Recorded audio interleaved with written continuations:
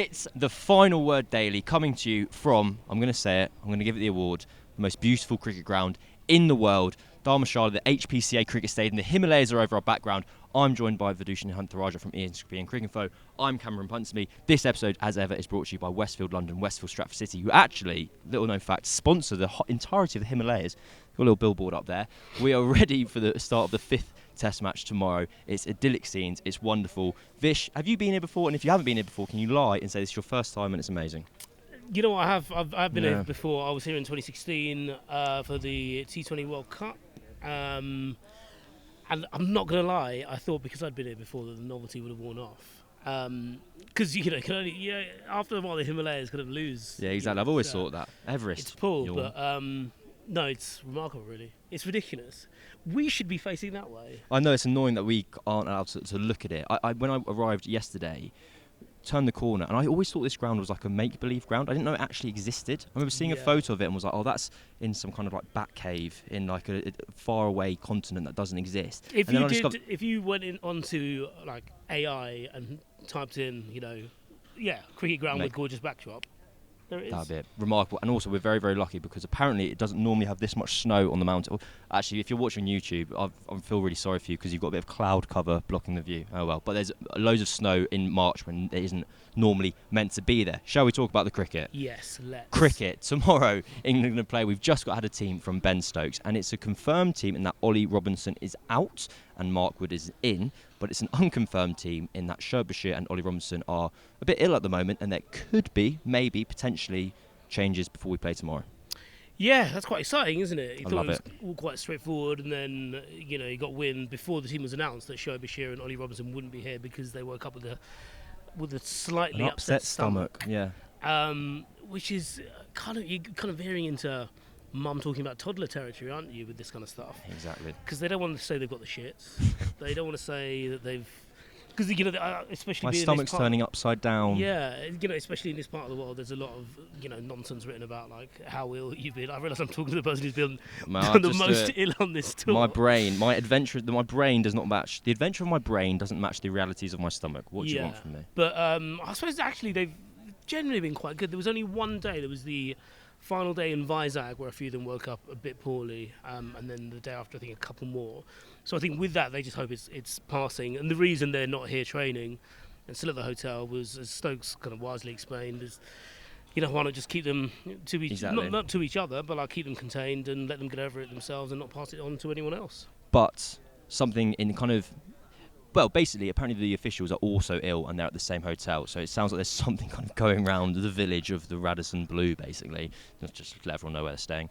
So do we know who exactly is ill? No, basically what's happened is Will McPherson from the Telegraph just said that to me, and I don't check my own facts and sources. I think Joel Wilson's one of the people who's ill. Because it could be the fourth umpire might make his standing debut, which is quite cool. So do you reckon him and Gus Atkinson should have a photo together if they both make their debuts through the same disease? Yeah, basically? They should. It'd be good if one gives a wicket to the other.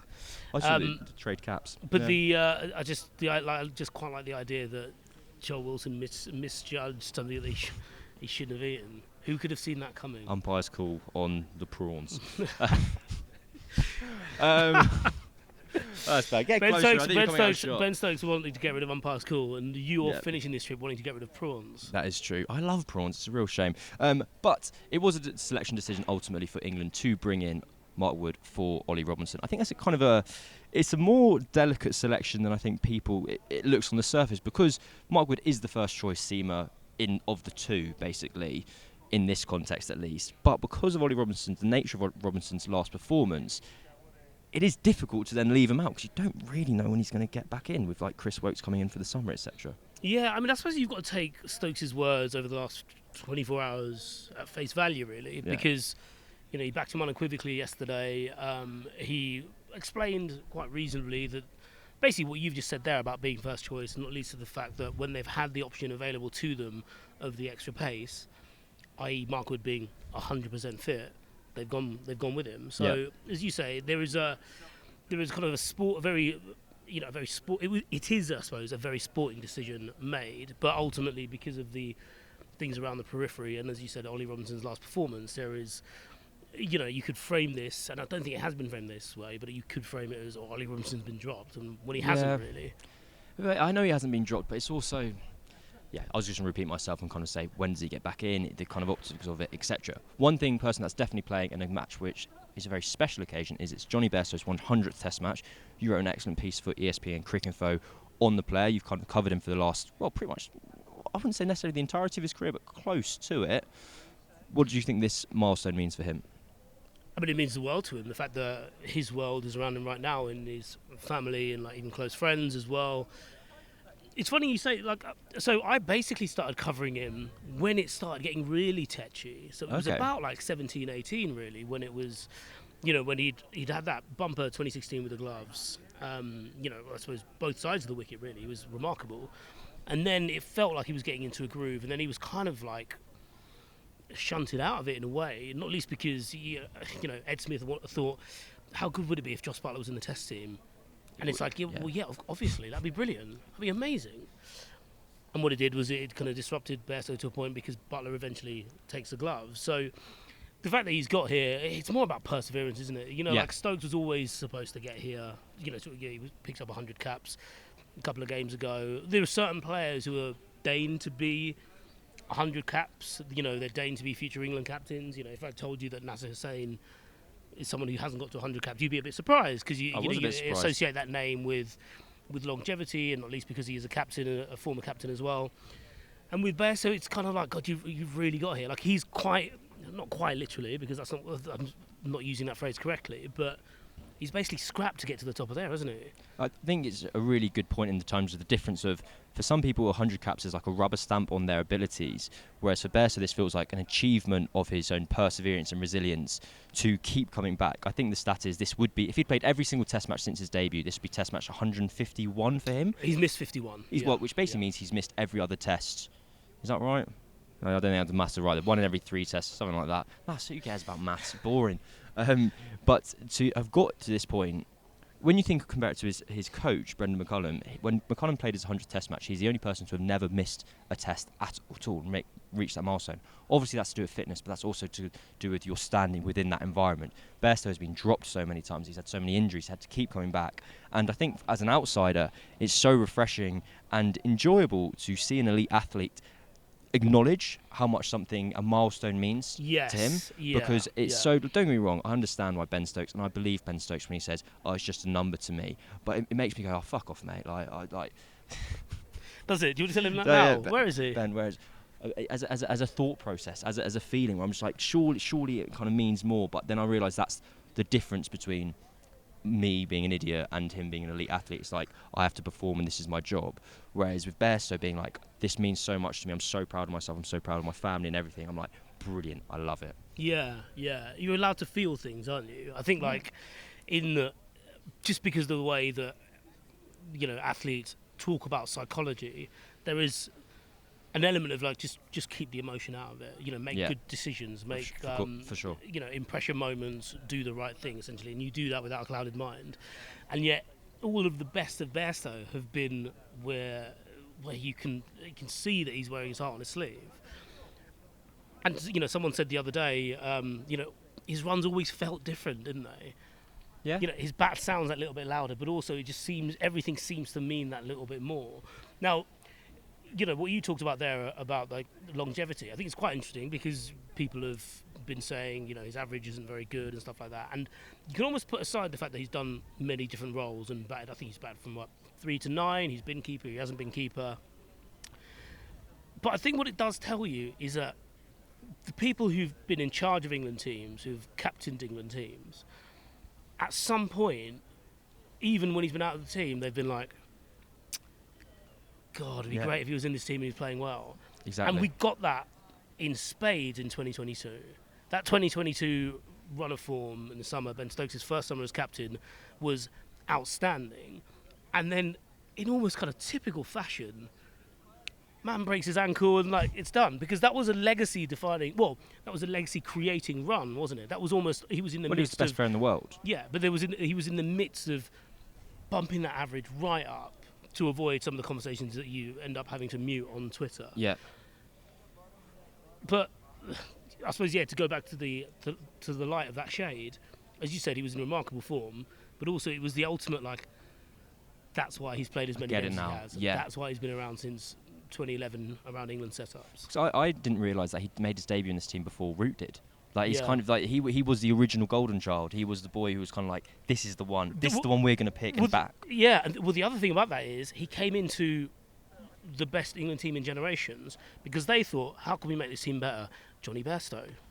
That's a really good point. I like that a lot. What does Trott, Strauss, Cook, Trott, KP, incredible bowling attack, whatever. What does it need? Probably nothing. Oh, what about Johnny Bairstow? That's remarkable. Can you stand on your mark, please? Stop walking backwards. Yeah, Jesus Christ, professional. Another incredible milestone that's ahead of us is Jimmy Anderson's 700 wickets. I don't know, are you bored of speaking about it, or is it kind of like, actually, this is so impressive and so amazing, like we've got to recognise it for what it is? I think it's a big number. It's a huge number. It's remarkable. One of 3 people to cross that mark, and the other 2 are spinners. One of them a generational leg spinner, one of them a generational wrist spinning off spinner. It's the absurdity lies in the fact that he's still going and that he's 41, and also that he's still effective. I mean, we've seen it on. What's been funny actually is that he arrived with 10 needed to get to 700, and he's chipped them away rather than had a day where England have won the toss. We're at Headingley. Off you go, Jimmy. Pick it up. So we've almost been kind of tripping towards it in a way. Not so much him, but I suppose us being on the cusp of celebrating it and writing about it in that way. But it's just absurd. I mean, Stokes said he's in the best shape of his life, and he certainly looks that way. Do you see the photo shoot they did in the no. in that little ravine? He posted on Instagram as well. It was very very thirst trappy. I'm going to say that. There are a lot of starving people in the comments. He's just he's 41. He's in the best shape of his life, and because he's in the best shape of his life, I think that then persuades him to get the tints in the hair, because it's like, I've made one change to kind of improve my aesthetic. Let's double down. Yeah, and it's not in the way that I was going to name someone here, but I won't. But when someone intrigued. But who's the bald man who's always making Negronis? What? The celebrity, the bald celebrity, is always making Negronis. Basically, don't know, man. There are people in their latter years, in their late 40s, early 50s, sometimes even their early 60s, who people are like, oh God, he looks incredible. Oh, yeah. I fancy him so much. It's like, he looks incredible. Oh, I know who you're talking about. I can't remember his name, but Stanley Tucci. Yeah. He looks incredible for his age. Yes. Whereas Anderson just looks incredible. I like that. I'm really relieved. I thought you were going to say it's like Anderson looks incredible for his age, and I was going to be like, no. That's tough. Just look at the way he's playing sport as well. He's not just in his kitchen telling you how to make pasta. Anyway. Yeah, so he should be in shape. It's actually I quite like Stanley Tucci. I don't know why I'm having a go at him. Doesn't sound like it. He knows what he's done. Stanley Tucci and Ben Stokes, 2 people we hate apparently. The pitch today. The pitch I think is a thing because England arrived here, it being hammering it down with rain. It was going to be a 3-seamer occasion. The Ranji Trophy in the domestic season here.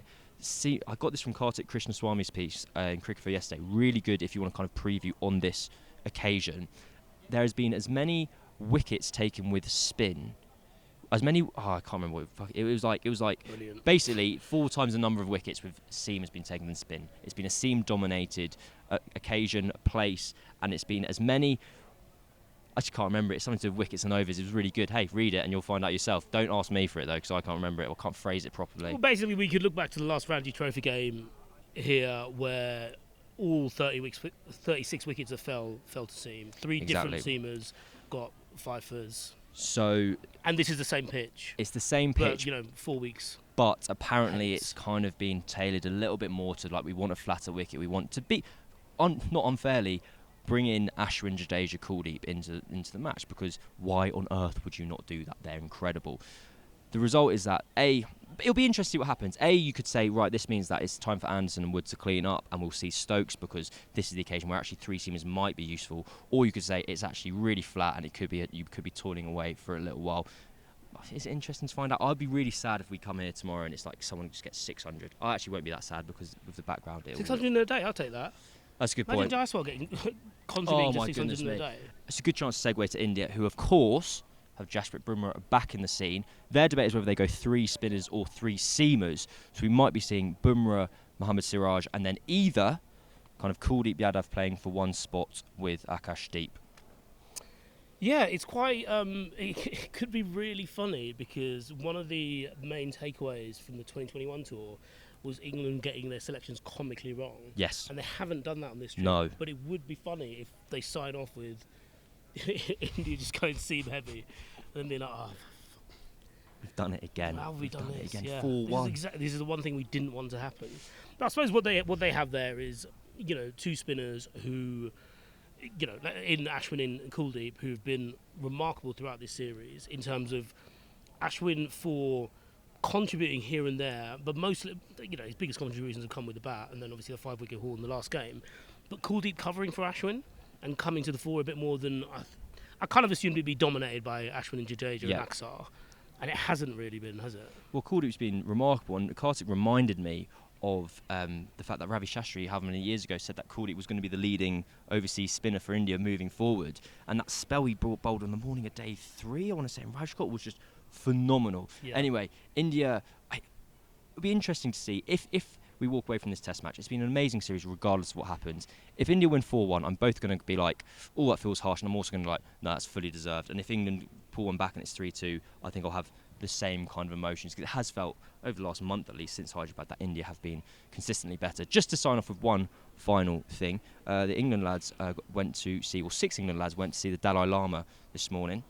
I want handwritten, I want one sentence from each person who didn't go. Just be like, what else are you doing? What else are you doing with your day? I'm not that asked about it. But so you would go, yeah? I would 100% go, but I would 100% go in the way that I always, whenever you're on a family holiday and your parents went, we're going to this museum, you'd be like, I don't want to. And then you get back from the museum, you go, that was worth it.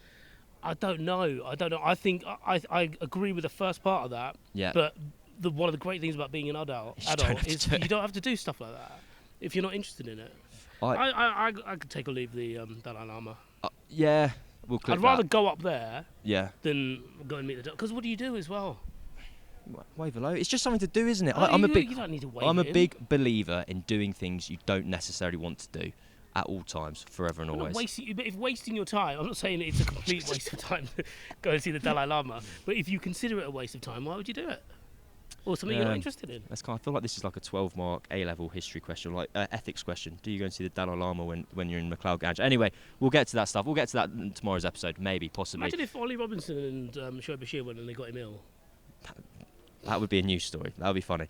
Not funny. That would be really sad. Anyway, this episode was brought to you by Westfield London, Westfield Stratford City. Cannot wait for the start of this test match. In theory, it might be raining tomorrow, which is hard to believe because the sun's out at the moment. It's beautiful. It's idyllic. It's perfect. Whatever happens, we'll be here. It'll be me and Daniel Norcross for the entirety of this test match. The Final Word Daily, Westfield London, Westfield Stratford City. Google it. Enjoy it. See you tomorrow.